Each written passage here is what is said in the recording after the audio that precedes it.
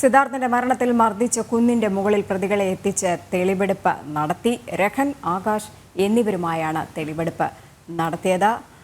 അതേസമയം സിദ്ധാർത്ഥന്റെ മരണത്തിൽ കൊലപാതക സാധ്യത പോലീസ് അന്വേഷിക്കും. പോലീസ് എത്തും മുൻപേ പ്രതികളുടെ നേതൃത്വത്തിൽ സിദ്ധാർത്ഥന്റെ മൃതദേഹം അഴിച്ചെടുത്തതിലടക്കം അന്വേഷണം നടത്താനാണ് തീരുമാനം ആയിരിക്കുന്നത്. വിവരങ്ങൾ നൽകാനായി പ്രജിത് മോഹനൻ ചേരുന്നുണ്ട്. പ്രജിത്ത്, ഈ ക്രൂരതയുടെ ആ ദൃശ്യങ്ങളൊക്കെ തന്നെ എടുക്കുന്നത് അല്ലെങ്കിൽ തെളിവുകളൊക്കെ തന്നെ എടുക്കുന്നതിന് വേണ്ടിയിട്ടാണ് പോലീസ് രണ്ടാം ദിനവും ഈ തെളിവെടുപ്പ് നടത്തുന്നത്. ഇന്നലെ ക്യാമ്പസിനകത്ത് ഹോസ്റ്റലിലും ക്യാമ്പസിലും ഒക്കെ തന്നെ എത്തിച്ച് തെളിവെടുപ്പ് നടത്തിയിരുന്നു. ഇന്നിപ്പോൾ ഈ കുന്നിൻ ചെരുവിൽ എത്തിച്ചിട്ടാണ്, പുറത്തുള്ള കുന്നിൻ ചെരുവാണെന്നാണ് തോന്നുന്നത്, അതിലെത്തിച്ചിട്ടാണ് തെളിവെടുപ്പ് നടത്തിയതെന്നാണ് അറിയാൻ കഴിയുന്നത്. കാരണം 16-ാം തീയതി രാത്രി സിദ്ധാർത്ഥനെ ആ സ്ഥലത്തേക്ക് കൊണ്ടുപോയാണ് അതിക്രൂരമായ രീതിയിൽ SFI പ്രവർത്തകർ മർദ്ദിച്ചത്.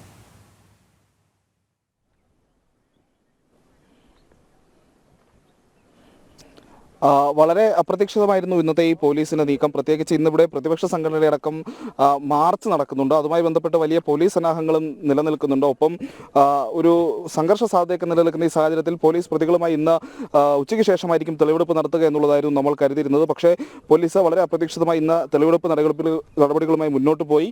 ഈ കുന്നിൻ മുകളിലായിരുന്നു ഇന്ന് പോലീസിന്റെ തെളിവെടുപ്പ് നടന്നത്. ഇവിടെ ഈ 16-ാം തീയതി ഈ രാത്രി 9 മണിക്ക് ശേഷം സിദ്ധാർത്ഥിനെ ആദ്യം എത്തിച്ച് മർദ്ദിച്ചത് ഈ കുന്നിൻ മുകളിൽ വെച്ചിട്ടായിരുന്നു. അതിനുശേഷമായിരുന്നു ഹോസ്റ്റലിനുള്ളിലേക്ക് കൊണ്ടുപോയതും അവിടെയുള്ള മർദ്ദനവും നടന്നത്. ഇവിടെ നിന്ന് ഏതാണ്ട് വളരെ അടുത്താണ്, ഒരു 1/2 കിലോമീറ്റർ പോലും ദൂരമില്ല, നമുക്ക് ദൃശ്യങ്ങളിൽ കാണാൻ കഴിയും. ആ കാണുന്ന ബിൽഡിംഗ് ആണ് ഇവിടുത്തെ ഹോസ്റ്റൽ മുറി, മെൻസ് ഹോസ്റ്റൽ. ആ ഹോസ്റ്റലിനുള്ളിൽ ആണ് സിദ്ധാർത്ഥ തൂങ്ങി മരിക്കുന്നതും സിദ്ധാർത്ഥിന് ആൾക്കൂട്ട മർദ്ദനമൊക്കെ ഏൽക്കുന്നതും. അതിന് മുൻപ് 16-ാം തീയതി രാത്രി 9 മണിക്ക് ആദ്യം ഈ കുന്നിൻ മുകളിൽ എത്തിച്ചായിരുന്നു സിദ്ധാർത്ഥിന് നേരെ മർദ്ദനമുണ്ടായത്. അതിന് നേതൃത്വം നൽകിയ രഹാൻ ബിനോയ്, ആകാശ് എന്നീ പ്രതികളുമായിട്ടായിരുന്നു പോലീസിന്റെ തെളിവെടുപ്പ്. കഴിഞ്ഞ ദിവസം ഹോസ്റ്റലിൽ പ്രധാന പ്രതി സിൻജോ ജോൺസനെ എത്തിച്ച് തെളിവെടുപ്പിച്ചിരുന്നു. അതിനുശേഷമാണ് ഇന്ന് വീണ്ടും പോലീസ് ഒരു തെളിവെടുപ്പിന് എത്തിച്ചത്. കൽപ്പറ്റ DYSP TN സജീവന്റെ നേതൃത്വത്തിലായിരുന്നു ഇന്ന് ഇവിടെ തെളിവെടുപ്പ് തുടർന്നത്. ഈ കുന്നിൻ മുകളിലും ഈ പറഞ്ഞ രീതിയിൽ രാത്രികളിൽ വിദ്യാർത്ഥികളൊക്കെ തമ്പടിച്ചിരിക്കുകയും സമാനമായ പാർട്ടി കോടതി രീതിയിലുള്ള കാര്യങ്ങളൊക്കെ അല്ലെങ്കിൽ ആ രീതിയിലുള്ള വിചാരണകളൊക്കെ നടക്കുന്ന ഒരു സ്ഥലം കൂടിയാണ് ഇവിടെ. ഹോസ്റ്റലുമായി വലിയ വ്യത്യാസമൊന്നുമില്ല, ഏതാണ്ട് വളരെ അടുത്ത് തന്നെയാണ്. പക്ഷേ അതുകൊണ്ട് തന്നെയാണ് വിദ്യാർത്ഥികൾക്ക് വളരെ എളുപ്പത്തിൽ ഇങ്ങോട്ട് വരാനും ഇവിടെ തമ്പടിച്ച് ഇത്തരം കാര്യങ്ങളൊക്കെ ചെയ്യാനും ഒക്കെ കഴിഞ്ഞിട്ടുള്ളത് എന്നുള്ളതാണ്. എന്തായാലും പോലീസ് വളരെ അപ്രതീക്ഷിതമായിട്ടാണ് ഇന്ന് രാവിലെ ഇത്തരത്തിലുള്ളൊരു തെളിവെടുപ്പ് നടത്താൻ പോലീസ് തീരുമാനിക്കുകയും മാധ്യമങ്ങളുടെയൊക്കെ ശ്രദ്ധ അകറ്റി നിർത്തിയ ശേഷമാണ് പോലീസ് ഇങ്ങോട്ട് ഈ തെളിവെടുപ്പുമായി നടപടികളുമായി മുന്നോട്ട് പോയത്. അപ്പോൾ ഇനിയും ഈ സമയങ്ങളിലൊക്കെ തന്നെ കൂടുതൽ പ്രതികളെയൊക്കെ എത്തിച്ച് പല സമയങ്ങളിലായി തെളിവെടുപ്പ് നടത്താനുള്ള സാധ്യതയുണ്ട്. എല്ലാ പ്രതികളെയും കസ്റ്റഡിയിലുള്ള എല്ലാ പ്രതികളുമായിട്ടല്ല പോലീസ് എത്തുന്നത് എന്നുള്ളതാണ്. കുറച്ച് പ്രതികളുമായി, വളരെ കുറച്ച് പ്രതികളുമായി, 1-2 പ്രതികളുമായിട്ട് എത്തുന്നു. അവരുമായി വളരെ പെട്ടെന്ന് തെളിവെടുപ്പ് പൂർത്തിയാക്കി മടങ്ങുന്ന എന്നൊരു രീതിയാണ് ഇപ്പോൾ പോലീസ് അവലംബിക്കുന്നത്. ഏതാണ്ട് 5 മിനിറ്റ് മാത്രമാണ് ഇന്ന് ഈ കുന്നിൻ മുകളിൽ ഇത്തരത്തിലൊരു തെളിവെടുപ്പ് നടന്നത്. ഇവിടെ എല്ലാ സ്ഥിരം വിദ്യാർത്ഥികൾ തമ്പടിക്കുന്ന സ്ഥലം തന്നെയാണ് ഈ ഹോസ്റ്റലിനുള്ളിൽ. ഇതൊരു വലിയ കുന്നാണ്. കുന്നിൻ്റെ പല ഭാഗങ്ങളിലായി വിദ്യാർത്ഥികൾക്ക് ഇരിക്കാനുള്ള സ്ഥലങ്ങളുണ്ട്. ഇവിടെ തമ്പടിക്കുന്നതിൻ്റെ അടയാളങ്ങളുമൊക്കെ നമുക്ക് കാണാൻ കഴിയുന്നുണ്ട്. എന്തായാലും പോലീസ് നടപടിക്രമങ്ങൾ തുടരുകയാണ്. ഇന്ന് കസ്റ്റഡിയിലുള്ള 6 പ്രതികളെയും ഇന്ന് കോടതിയിൽ ഹാജരാക്കേണ്ടതുണ്ട്. അതിനുശേഷമായിരിക്കും മറ്റു പ്രതികളെയൊക്കെ കസ്റ്റഡിയിൽ വാങ്ങുന്നതും അവരുമായിട്ടുള്ള തെളിവെടുപ്പ് നടപടിക്രമങ്ങളുമായിട്ടൊക്കെ മുന്നോട്ട് പോകുന്നതും അതിനുശേഷമായിരിക്കും. എന്തായാലും ഇന്ന് 2 പ്രതികളെ ഇവിടെ എത്തിച്ച് തെളിവെടുപ്പ് പൂർത്തിയാക്കി പോലീസ് മടങ്ങിയിരിക്കുന്നു. 5 മിനിറ്റ് നേരം മാത്രമാണ് തെളിവെടുപ്പ് ഉണ്ടായിരുന്നത്. 16-ാം തീയതി രാത്രി 9 മണിക്ക്. രജിത, ഇപ്പോൾ ഈ ദൃശ്യങ്ങൾ കാണുന്നതനുസരിച്ചാണെന്നുണ്ടെങ്കിൽ അവിടേക്ക് സ്ഥിരമായിട്ട് SFI പ്രവർത്തകർ പോകുന്നുണ്ടായിരുന്നു. കാരണം ആ പ്രദേശത്തൊക്കെ തന്നെ തീ കത്തിച്ചതിൻ്റെയും അതിൻ്റെയൊക്കെ തന്നെ ദൃശ്യങ്ങളിൽ നിന്ന് നമുക്ക് മനസ്സിലാക്കാൻ സാധിക്കുന്നുണ്ട്. ഇപ്പോൾ കോളേജിനകത്ത് ഈ ഹോസ്റ്റലിലുള്ളതുപോലെ ഒരു വിചാരണ കോടതി ഈ കുന്നിൻ മുകളിലും ഉണ്ടായിരുന്നു. ആ വിചാരണ കോടതിയിൽ തന്നെയാണ് ഈ സിദ്ധാർത്ഥനെ കൊണ്ടുവരികയും അതിക്രൂരമായ രീതിയിൽ മർദ്ദിക്കുകയും ഒക്കെ ചെയ്യുന്നു. മദ്യക്കുപ്പികളൊക്കെ തന്നെ നമുക്ക് ആ ദൃശ്യങ്ങളിൽ നിന്ന് കാണാൻ കഴിയുന്നുണ്ട്.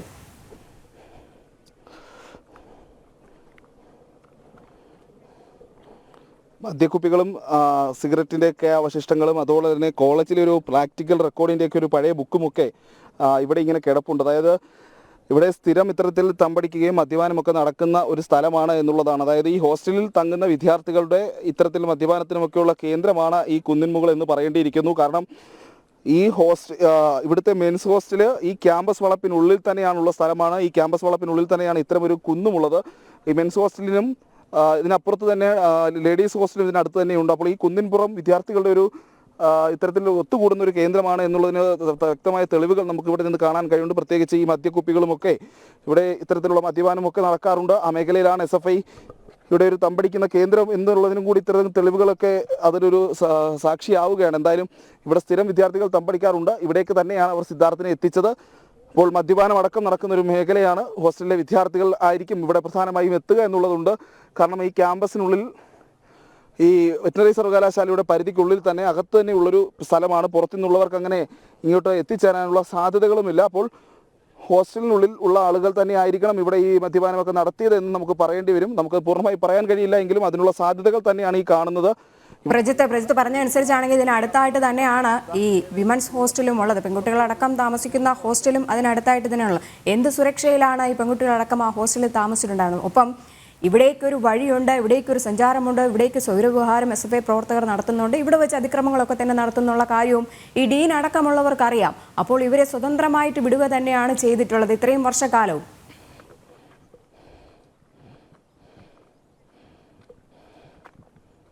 അതങ്ങനെ തന്നെയാണ്. കാരണം ഈ മെൻസ് ഹോസ്റ്റലിൽ ആവശ്യത്തിന് സെക്യൂരിറ്റി ജീവനക്കാരുമില്ല. കാരണം നേരത്തെ ഈ സിദ്ധാർത്ഥിനി മർദ്ദനമൊക്കെ കേൾക്കുന്ന സമയത്തൊന്നും അവിടെ സെക്യൂരിറ്റി ജീവനക്കാരും ഉണ്ടായിരുന്നില്ല. ഉത്തരവാദിത്തപ്പെട്ട റെസിഡന്റ് ട്യൂട്ടർ അടക്കമുള്ള ആളുകൾ അവിടെ ഉണ്ടായിരുന്നില്ല. ആ പോസ്റ്റൊക്കെ ഒഴിഞ്ഞു കിടക്കുകയാണ്. അപ്പോൾ ഈ മർദ്ദനമുണ്ടായി മരണം കഴിഞ്ഞ ദിവസങ്ങളിലാണ് ഈ രീതിയിൽ അവിടേക്കൊരു രണ്ട് സെക്യൂരിറ്റി ഗാർഡുമാരെ നിയോഗിക്കാൻ പോലും ഈ സർവകലാശാല തയ്യാറായത്. അപ്പോൾ പൂർണ്ണമായും ആ ക്യാമ്പസിനുള്ളിൽ താമസിക്കുന്ന SFI നേതാക്കൾക്ക് സ്വൈരവിഹാരം നടത്താനുള്ള എല്ലാ സംവിധാനങ്ങളും ഈ യൂണിവേഴ്സിറ്റിയും ഈ ക്യാമ്പസിലെ ഡീനും അടക്കമുള്ളവർ ഒരുക്കി നൽകിയിരുന്നു എന്ന് തന്നെ പറയേണ്ടി വരുന്നു. അതിനുള്ള തെളിവുകളാണ് ഒരു വിദ്യാഭ്യാസ സ്ഥാപനത്തിനുള്ളിൽ ഇത്രയധികം മദ്യക്കുപ്പികളൊക്കെ കൂടിക്കിടക്കുന്നത്. അതും ഈ സ്ഥാപനത്തിൻ്റെ പരിധിക്കുള്ളിൽ മെൻസ് ഹോസ്റ്റലിൽ നിന്ന് ഏതാണ്ട് ഒരു 300-400 മീറ്റർ പോലും വ്യത്യാസമില്ലാത്തൊരു സ്ഥലത്ത് ഇത്രയധികം മദ്യക്കുപ്പികളും ഒക്കെ ചിതറിക്കിടക്കുന്നത് കാണുമ്പോൾ ഈ വിദ്യാർത്ഥികൾ രാത്രിയിൽ സെക്യൂരിറ്റി ഗാർഡ് പോലും ഇല്ലാത്ത ഈ ഹോസ്റ്റലിൽ നിന്ന് വിദ്യാർത്ഥികൾ രാത്രിയിൽ ഇവിടെ എത്തുകയും തമ്പടിക്കുകയും ചെയ്തിട്ടുണ്ടാവാം. അവർ തന്നെ ആയിരിക്കാം ഇവിടെ ഈ മദ്യപാനമൊക്കെ നടത്തിയതെന്ന് നമുക്ക് പറയേണ്ടി വരും. അതോടൊപ്പം തന്നെയാണ് തൊട്ടടുത്ത് തന്നെയാണ് ഇവിടുത്തെ ലേഡീസ് ഹോസ്റ്റലൊക്കെ ഉള്ളത്. അപ്പോൾ ഈ പെൺകുട്ടികളുടെയൊക്കെ സുരക്ഷിതത്വത്തിന് വേണ്ടി ഇവർ എന്ത് ചെയ്തു എന്നുള്ളതാണ് ഒരു ചോദ്യം. അപ്പോൾ പക്ഷേ അവിടെ സെക്യൂരിറ്റി ഗാർഡുകളൊക്കെ ഉണ്ടായിരുന്നു എന്ന് തന്നെയും ഈ പൂർണ്ണമായിട്ടും ഇവിടുത്തെ ഈ SFIക്കാരുടെയൊക്കെ നിയന്ത്രണത്തിലാണ് ഈ ക്യാമ്പസിലെ മുഴുവൻ കാര്യങ്ങളും മുന്നോട്ട് പോകുന്നത് എന്നുള്ളത് കൊണ്ട് അതിനൊന്നൊരു പ്രസക്തിയില്ല എന്നുള്ളതാണ് യാഥാർത്ഥ്യം. പൂർണ്ണമായും വിദ്യാർത്ഥികൾക്ക് SFIക്കാർക്ക് അഴിഞ്ഞാടാനുള്ള എല്ലാ സൗകര്യങ്ങളും ഈ സ്ഥലത്തുണ്ടായിരുന്നു എന്നുള്ളതാണ്. അവിടേക്ക് തന്നെയാണ് അവരുടെ ഏറ്റവും കംഫർട്ട് സോണിലേക്ക് തന്നെയാണ്, അവർക്ക് ഏറ്റവും നിയന്ത്രണമുള്ള സ്ഥലത്തേക്ക് തന്നെയാണ് അവർ ആദ്യം സിദ്ധാർത്ഥിനെ എത്തിച്ചത്. ഈ കുന്നിൻ മുകളിലേക്ക് അവിടെ ഇട്ട് സിദ്ധാർത്ഥിനെ ക്രൂരമായി അവർ മർദ്ദിച്ചു. അതിനുശേഷമാണ് അവർ ഹോസ്റ്റലിനുള്ളിലേക്ക് സിദ്ധാർത്ഥിനെ കൊണ്ടുപോകുന്നത്. അവിടുത്തെ വാട്ടർ ടാങ്കിന്റെ പരിസരത്തേക്ക് കൊണ്ടുപോയിട്ടുണ്ട്. ഹോസ്റ്റലിനുള്ളിൽ 21 നമ്പർ മുറിയിലേക്ക് കൊണ്ടുപോകുന്നത്, അതായത് യൂണിറ്റ് സെക്രട്ടറിയുടെ മുറി. അതോടൊപ്പം തന്നെ പിന്നീട് ഡോർമെറ്ററി വെച്ച് മർദ്ദിക്കുന്നു. ഏറ്റവും ഒടുവിൽ നടുത്തളത്തിൽ വിദ്യാർത്ഥികളുടെ മുൻപിലിട്ട് ബെൽറ്റ് കൊണ്ട് ക്രൂരമായി മർദ്ദിക്കുന്നു. ആ മർദ്ദനം എല്ലാത്തിനും തുടക്കം കുറിച്ചൊരു സ്ഥലമാണ്. നമുക്കിവിടെ തന്നെ പല വഴികൾ കാണാം, പല സ്ഥലങ്ങളിലേക്ക് പോകുന്ന രീതിയിലുള്ള, അതായത് ഈ ക്യാമ്പസിന്റെ പല ഭാഗങ്ങളിലേക്കും ഈ കുന്നിൻ മുകളിൽ നിന്ന് ചെന്നിറങ്ങാം എന്നുള്ളതാണ്. ഇതുവഴി വാഹനങ്ങളൊക്കെ പോകുന്ന വഴി പോലും ഈ കുന്നിൻ മുകളിലൂടെ നമുക്ക് കാണാൻ കഴിയുന്നുണ്ട്. തകർന്ന കെട്ടിടങ്ങളുണ്ട്. അങ്ങനെ പൂർണ്ണമായും വിദ്യാർത്ഥികൾക്ക് ഒരു നിയന്ത്രണവുമില്ലാതെ ഈ ക്യാമ്പസിനുള്ളിൽ ഒരു വലിയ ക്യാമ്പസാണ്, വലിയ കുന്നുകളുമൊക്കെ ഉള്ള ക്യാമ്പസാണ്.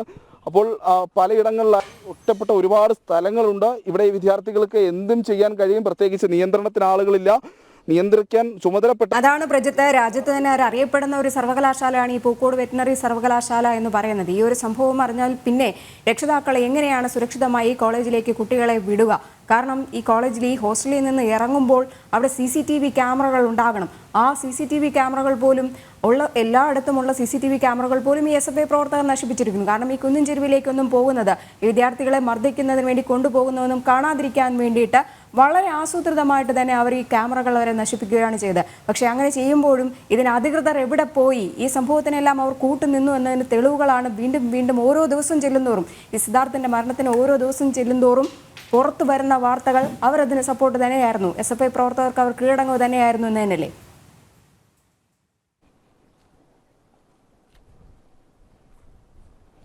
സ്വാഭാവികമായിട്ടും. കാരണം ഇത്രയധികം സ്ഥലങ്ങളുള്ള, ഇത്രയധികം വിദ്യാർത്ഥികൾക്ക് എപ്പോൾ വേണമെങ്കിലും എങ്ങോട്ട് വേണമെങ്കിലും പോകാൻ കഴിയുന്ന, കാരണം എല്ലായിടവും ഒറ്റപ്പെട്ട സ്ഥലങ്ങളാണ്. ഹോസ്റ്റൽ നിൽക്കുന്ന സ്ഥലത്ത് നിന്ന് അതിന് തൊട്ടടുത്ത് ഒരു 500 മീറ്റർ മാറിയാണ് ഡീനിൻ്റെ ഓഫീസെങ്കിലും ഇതൊരു കുന്നിൻ്റെ ചരിവും അതൊരു കുന്നിൻ്റെ മുകളിലുമാണ് ഹോസ്റ്റൽ നിൽക്കുന്നത്. അതുപോലെ തന്നെ ഇത് മറ്റൊരു കുന്നാണ്. ഇവിടേക്കൊക്കെ വിദ്യാർത്ഥികൾക്ക് എപ്പോൾ വേണമെങ്കിലും എങ്ങനെ വേണമെങ്കിലും പോകാം. കാരണം നമ്മളും ഈ പറഞ്ഞ രീതിയിൽ ക്യാമ്പസുകൾ കണ്ടിട്ടുണ്ട്, സർവകലാശാലകളുടെ ക്യാമ്പസുകൾ കണ്ടിട്ടുണ്ട്, വലിയ ക്യാമ്പസുകൾ കണ്ടിട്ടുണ്ട്. പക്ഷേ അവിടെയൊക്കെ ഏതെങ്കിലും തരത്തിൽ ഈ മേഖലകളിലൊക്കെ ഈ വിദ്യാർത്ഥികളുടെയൊക്കെ സുരക്ഷ ഒരുക്കുന്നതിനുള്ള എന്തെങ്കിലുമൊക്കെ ഒരു സംവിധാനങ്ങൾ ഉണ്ടാകും. പക്ഷേ ഇവിടെ മാത്രം അത്തരം യാതൊരു സംവിധാനവുമില്ല. എവിടെയും എപ്പോഴും ഈ വിദ്യാർത്ഥികൾക്ക് പോകാം. പ്രത്യേകിച്ച് ഈ ക്യാമ്പസിനുള്ളിലെ വിദ്യാർത്ഥികൾക്ക്, ഈ ഹോസ്റ്റലിനുള്ളിൽ താമസിക്കുന്ന SFI നേതാക്കൾക്ക് അവർക്ക് എന്തും ചെയ്യാൻ കഴിയുന്ന ഒരു സാഹചര്യം തന്നെയാണ് ഈ ക്യാമ്പസിലുള്ളത് എന്നതാണ് യാഥാർത്ഥ്യം. വീണ്ടും വീണ്ടും പലയിടങ്ങളിലും ഈ രീതിയിൽ മദ്യക്കുപ്പുകളുണ്ട്. അപ്പോൾ ഇവിടെ ഈ വിദ്യാർത്ഥികൾക്ക് സ്വൈരവികാരം ചെയ്യായിരുന്നു. അവർക്ക് പുറത്തുനിന്ന് മദ്യം വാങ്ങി ക്യാമ്പസിന്റെ പരിധി പറഞ്ഞ രീതിയിൽ ക്യാമ്പസിനുള്ളിലേക്ക്. തീർച്ചയായിട്ടും ഇത് സർവകലാശാലയാണോ രാക്ഷസ കോട്ടയാണോ എന്നാണ് വീണ്ടും വീണ്ടും ചോദിക്കുന്നത്. എന്തായാലും സിദ്ധാർത്ഥിന്റെ മരണത്തിൽ മർദ്ദിച്ച കുന്നിന്റെ മുകളിൽ പ്രതികളെ എത്തിച്ച് തെളിവെടുപ്പ് നടത്തിയിരിക്കുകയാണ്. രഹൻ, ആകാശ് എന്നിവരുമായാണ് തെളിവെടുപ്പ് നടത്തിയിരിക്കുന്നത്. വിശദാംശങ്ങളായിരുന്നു പ്രജിത് മോഹൻ സ്ഥലത്ത് നിന്നും നൽകിക്കൊണ്ടിരുന്നത്.